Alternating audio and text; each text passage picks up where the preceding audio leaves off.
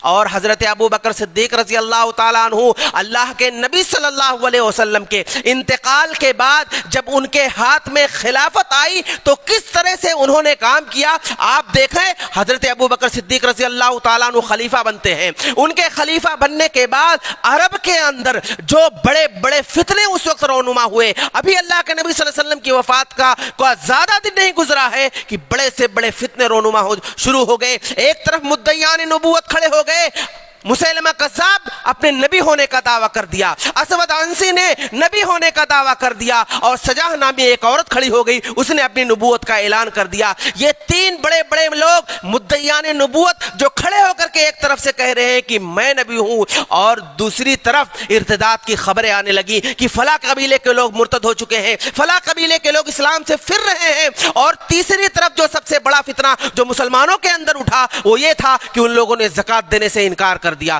مانی نے زکوٰۃ کا فتنہ.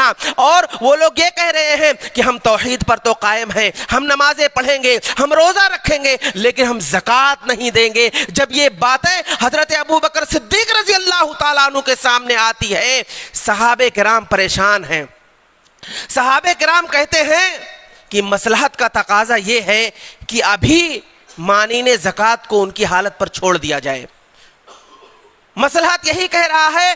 اور جو اس کے دوسرے جو بڑے بڑے فتنے ہیں, مدعیان نبوت کا جو معاملہ ہے, مرتدین کا جو معاملہ ہے, پہلے ان سے نپٹا جائے اور مانین زکوٰۃ کو ان کے حالت پر ابھی چھوڑ دیا جائے. اور وہ لوگ مصلحتاً اپنے آپس میں مشورہ کر رہے تھے. انہوں نے حضرت عمر فاروق رضی اللہ تعالیٰ عنہ کو بلایا, کہا حضرت عمر فاروق کو حضرت ابو بکر کے پاس بھیجا جائے. یہ سکھا کر کے ان لوگوں نے کہا کہ مانین زکوٰۃ کے ساتھ ابھی تھوڑی نرمی برتی جائے اور پہلے مقابلہ ان لوگوں سے کیا جائے. حضرت عمر فاروق حضرت ابو بکر صدیق رضی اللہ تعالیٰ عنہ کے پاس گئے اور پورا ماجرا بتایا, اور وہ مصلحتیں ساری باتیں حضرت ابو بکر رضی اللہ تعالیٰ عنہ کے سامنے رکھا.